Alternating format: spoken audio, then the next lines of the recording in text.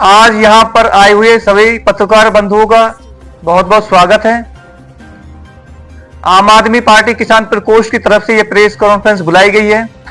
आज इस press conference में मेरे साथ में हैं हमारे बड़े भाई जो प्रदेश के प्रवक्ता हैं विकास शर्मा जी, डीपी सिंह जी और बुलंदशहर जिले के जिला अध्यक्ष भाई शैलेंद्र जी।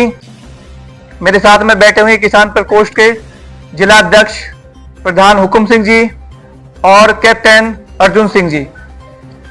आज की इस प्रेस कॉन्फ्रेंस को बुलाने का मुख्य उद्देश्य जो ट्रेड डील हुई है अमेरिका के साथ में भारत की, उसको लेकर के आप सबको बुलाया गया है, उसी के विषय में चर्चा करनी है। दरअसल मैं ये कहना चाहूंगा कि ये जो ट्रेड डील हुई है जिसके लिए बड़े जोर शोर से ढोल पीट रही है भारतीय जनता पार्टी, ये दरअसल जो 72 करोड़ किसान हैं उनका डेथ वारंट है ये समझौता।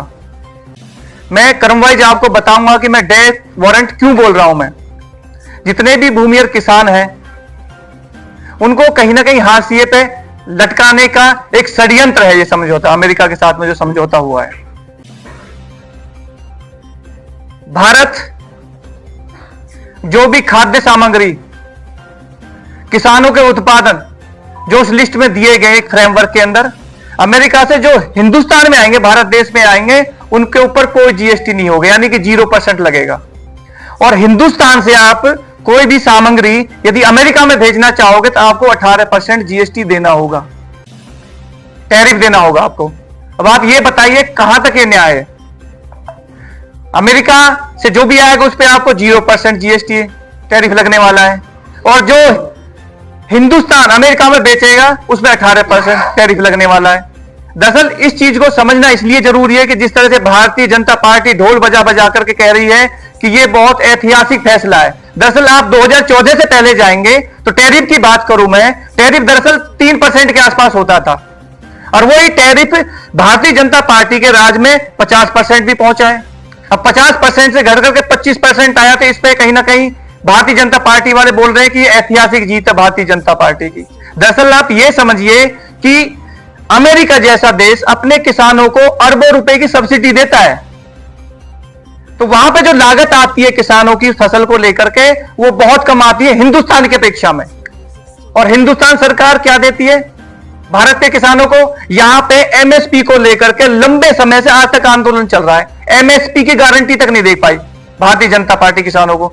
और जहां तक किसानों के हित की बात करूं मैं, तो जो 3 काले कानून आए थे, लगभग 9 महीने तक आंदोलन चला और 750 किसानों ने शहादत दी, तब जाकर के 3 काले कानून वापस लिए भारतीय जनता पार्टी ने। खुद प्रधानमंत्री जी ने बोला था कि 2022 के अंदर हम हिंदुस्तान के किसानों की आय दोगुनी कर देंगे। क्या हुई वो आय दोगुनी? पूरा हिंदुस्तान जानता है कि वो छलावा था, वो झूठ था। लेकिन एक दूसरे एंगल से आप देखिए होगे, दरअसल वो मोदी जी ने जो बोला था, प्रधानमंत्री जी ने, वो अमेरिका के किसानों के लिए बोला था कि मैं अपने शासनकाल में अमेरिका के किसानों की आय दोगुनी कर दूंगा। वही कर रहे हैं वो। तो कहां तक न्याय है?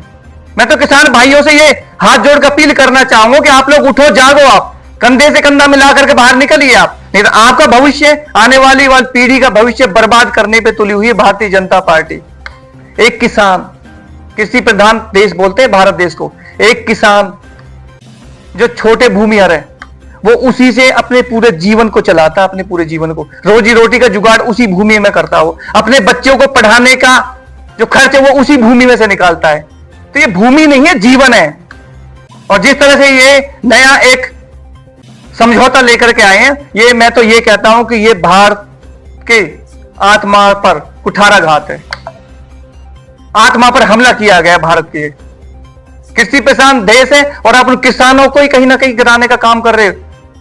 कोई ऐसा काम बता दीजिए जब से 2014 से भारतीय जनता पार्टी आई है जो किसानों के हित में हो। हां, घोषणाएं बहुत हुई होंगी, शब्दों में हुई है या कागजों में हुई है, लेकिन धरातल पर जब आप जाओगे किसानों को कुछ नहीं मिला। बर्बाद है किसान। जहां हम लोग बैठे हैं, यहां बुलंदशहर की मैं बात करूं, ओलावृष्टि हुई, फसल बर्बाद होगी। मैं कितने किसानों से आज मिला हूं यहां बुलंदशहर में आकर के, 1 रुपया तक नहीं दिया गया मुआवजे में। 1 रुपया कैसा होता है? बगल से गंगा एक्सप्रेस हाईवे निकल रहा है यहां पे। किसानों को यही नहीं पता कि मुआवजा मिलेगा तो कितना मिलेगा। तो भारतीय जनता पार्टी ने पूरी तरह से शोषण किया है हिंदुस्तान के किसानों का। तो मेरी अपील है ये हिंदुस्तान के किसानों से कि आप जागो, अब बाहर निकलिए। कहीं ना कहीं आपका और आपके आने वाली पीढ़ी का भविष्य बर्बाद हो रहा है। जो फ्रेमवर्क ये निकल के आया है ये अमेरिका ने दिया है।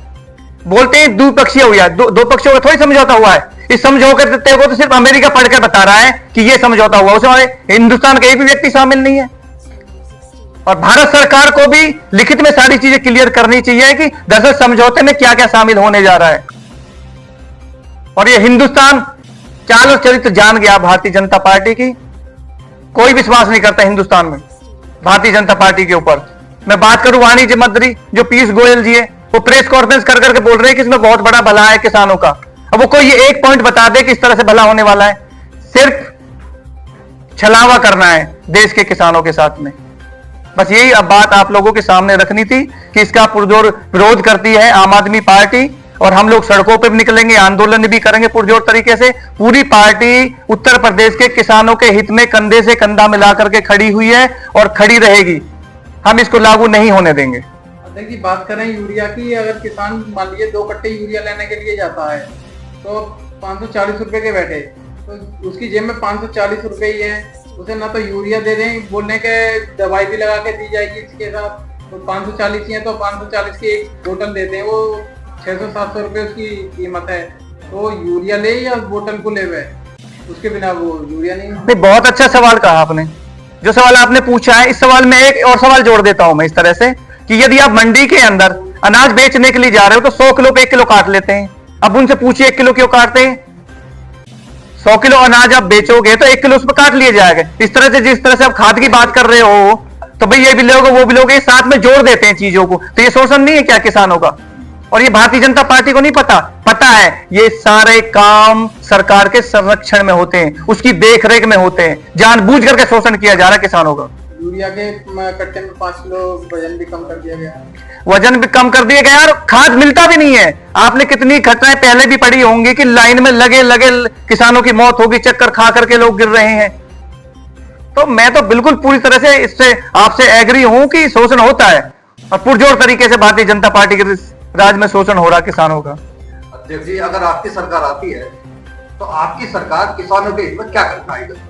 देखिए, जहां तक हमारी सरकार की बात है और हित की बात है तो मैं आपसे यह कहना चाहूंगा कि आप पीछे चाहे दिल्ली में हमारी सरकार रही, मुआवजा खेतों में जा जाकर के किसानों को बांटा। यहाँ पे यूपी में मिला नहीं मिला 1 रुपया। आप बात कर लीजिए पंजाब की, जहां आम आदमी पार्टी की सरकार चल रही है, जहां पे किसानों के लिए मुफ्त बिजली है, वहां पे भी यदि फसल बर्बाद होती है तो खुद मंत्री और अधिकारीगण खेतों में जा जाकर के, आपने फोटो वायरल भी देखो, खेतों में जा जाकर के किसान भाइयों को हाथ जोड़कर गले मिलकर के मुआवजा बांटा जाता। ये काम है आम आदमी पार्टी का।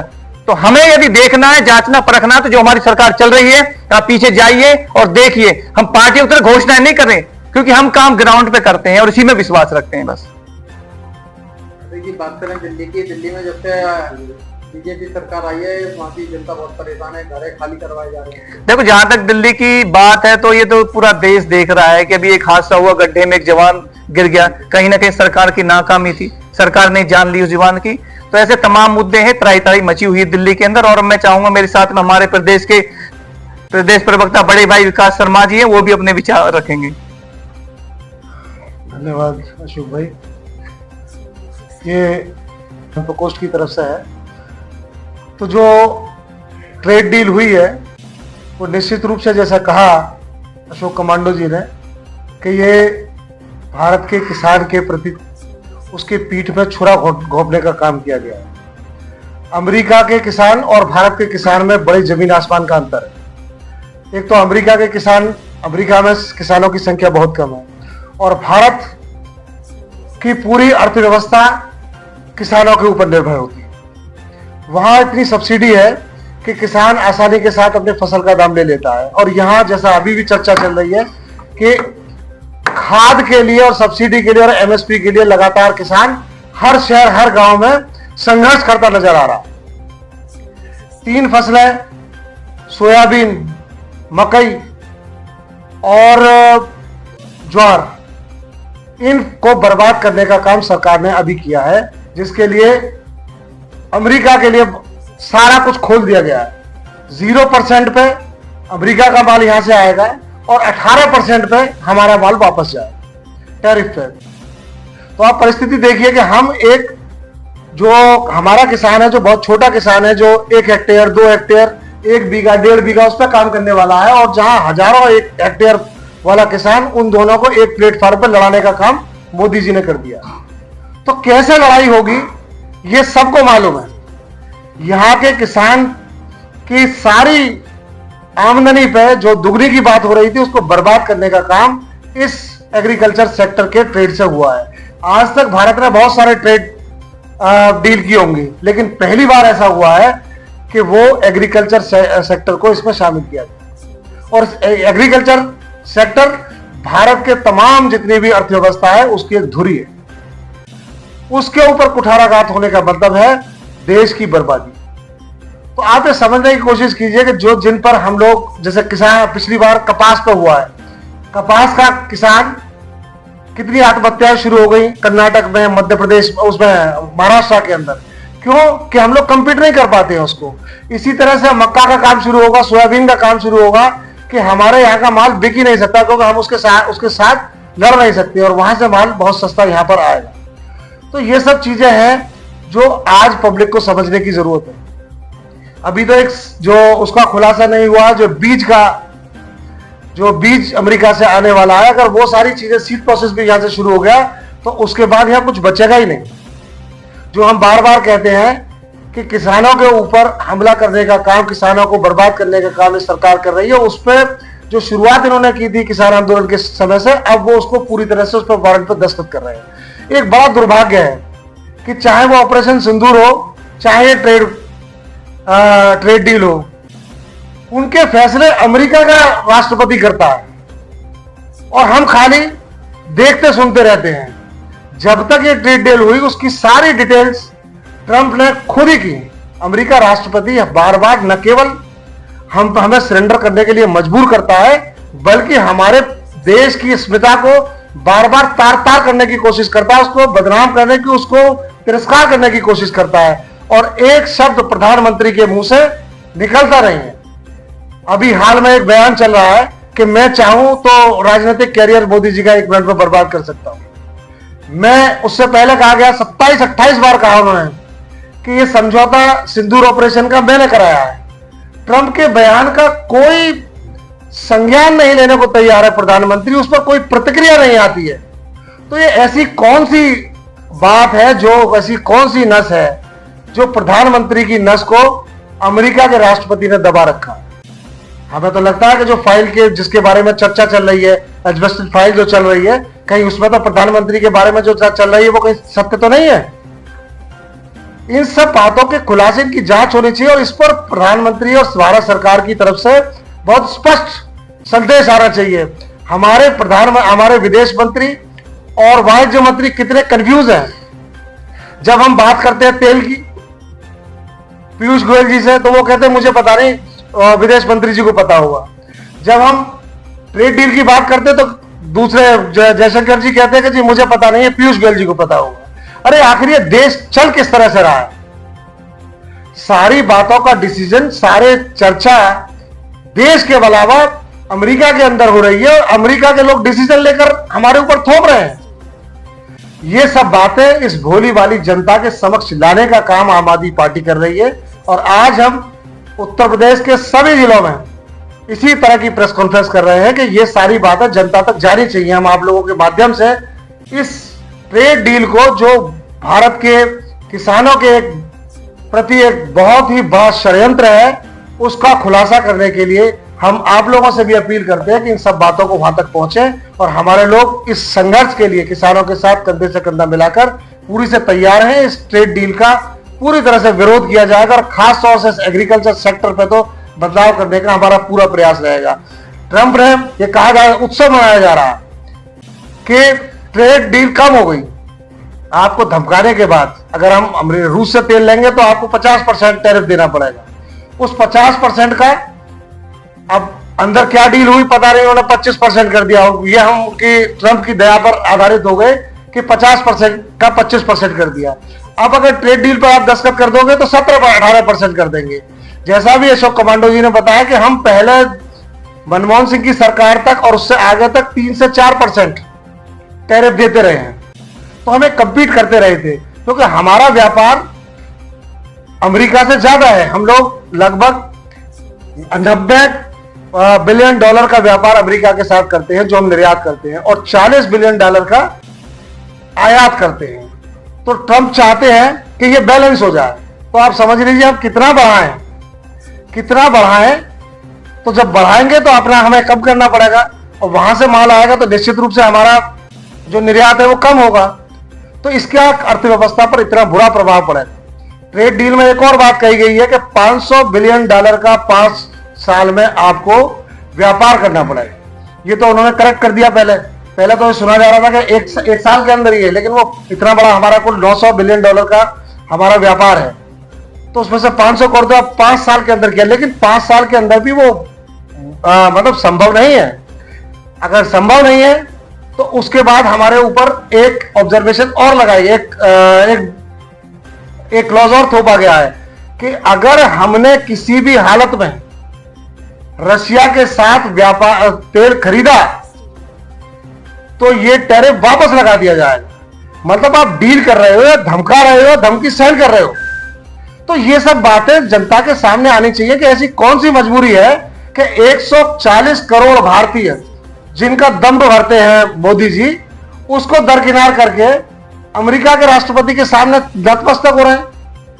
अरे आप प्रधानमंत्री हैं देश के, आपके साथ अगर कोई दिक्कत है तो आप देश की जनता के सामने बताइए। अगर देश पे ऐसा कोई संकट है जिसकी मजबूरी में आप कोई काम कर रहे हैं तो सारा देश साथ खड़ा होगा उन फैसलों के लिए, क्योंकि हम लोग 140 करोड़ का बड़ा व्यापार है जो जिस पर पूरी दुनिया की नजर है। हम ऐसे कैसे सरेंडर कर दें एक देश के साथ में? तो उन सब बातों को लेकर ही हम पूरी तरह से तैयार हैं, और आम आदमी पार्टी निश्चित रूप से इन सब बातों के लिए सड़क पर उतरेगी। धन्यवाद। अध्यक्ष जी, उसी टाइम पहले बीजेपी सरकार ने गन्ने पर कृषि रेट बढ़ाए थे, जिसका मूल्य 400 रुपए प्रति क्विंटल कर दिया गया था। गांव लेवल पर जगह जगह सेंटर बनाए गए। सेंटरों पे एक पर्ची 20 क्विंटल की भरी जाती है, जिसका मूल्य होता है 8000 रुपए, जिसमें के इंसान के खाते में जो है 150 रुपए कम पहुंच रहे हैं। देखिए, गन्ना खरीद के आप घटतोली से लेके पेमेंट तक की दिक्कतें लगातार चलती जा रही हैं, और योगी सरकार कहती है कि सब कुछ साफ सुथरा हो गया है। लेकिन अगर ये सब कुछ साफ सुथरा है तो किसान आप खुद ही देखें, बुलंदशहर से लेके और लखनऊ तक हर हफ्ते किसान इन्हीं सब मुद्दों को लेकर सड़कों पर बैठा रहता है।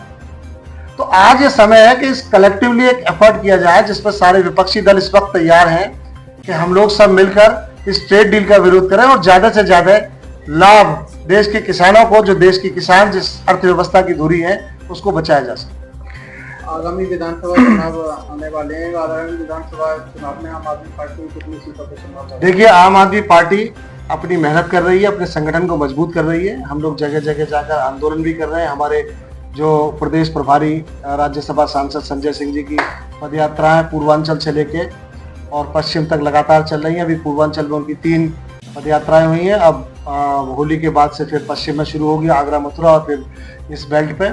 ये हमारी तैयारी है, और चुनाव के वक्त देखा जाएगा जो हाईकमान का डिसीजन होगा। बात करें जनपद बुलंदशहर की, जनपद बुलंदशहर में जिला पंचायत के लिए कितनी सीटों पर आम आदमी करेगी? चुनाव की तैयारी है, संगठन जहां सब मजबूत होगा वहां सब जगह चुनाव लड़ेंगे। अभी हमारे प्रदेश अध्यक्ष किसान प्रकोष्ठ श्री अशोक कमांडो जी ने स्टेटमेंट दिया। इसके अलावा किसानों के बहुत सारे मुद्दे हैं, और उत्तर प्रदेश में जो विशेष रूप से एक मुद्दा है वो है आवारा पशुओं का मुद्दा, जो लगातार पिछले कई साल से पब्लिक डोमेन में भी है, और लगातार इसको लेकर किसान लगातार आंदोलन भी करते रहे हैं। परंतु सवाल इस बात का पैदा होता है कि उत्तर प्रदेश सरकार का कोई भी ऐसा आदेश नहीं पारित किया जाता जिससे कि किसानों को इसको कोई ना कोई फायदा हो। लगातार उनकी जो फसलें हैं उनको नुकसान पहुंचाया जा रहा है, और हमको देखने में आ रहा है कि इस पर रोक न लगाकर यदि कोई इस पर रोकथाम करने का प्रयास करता है तो उसके खिलाफ उल्टा सरकार और मुकदमा दर्ज करा देती है। तो मेरा आप लोगों से भी निवेदन है कि ये जो छोटे छोटे मुद्दे हैं, जो किसानों के इस तरह के मुद्दे हैं जो कि वास्तव में उनको बहुत ज्यादा नुकसान होता है। दूसरा मुद्दा ये है कि जिन क्षेत्रों में किसानों की जमीनों का अधिग्रहण किया जा रहा है, उन क्षेत्रों की जमीनों का अधिग्रहण करने के साथ साथ जो मुआवजे की उनको जो दर है वो भी उनको उचित रूप से नहीं मिल पा रही है। हमने देखा है कि जिन क्षेत्रों में किसानों की जमीन को गवर्नमेंट एक्वायर करती है उसके सर्किल रेट को लगातार बढ़ाया नहीं जाता है। इसके अलावा उसी अनुपात में और जो एक साल खत्म होती है हर साल सर्किल रेट को एक्सटेंड कर दिया जाता है, परंतु जहां से गवर्नमेंट जमीन का अधिग्रहण कर रही होती है उस सर्किल रेट को गवर्नमेंट नहीं बढ़ाती है। तो कहीं ना कहीं इस तरह से भी किसानों का मतलब एक तरह से शोषण किया जा रहा है।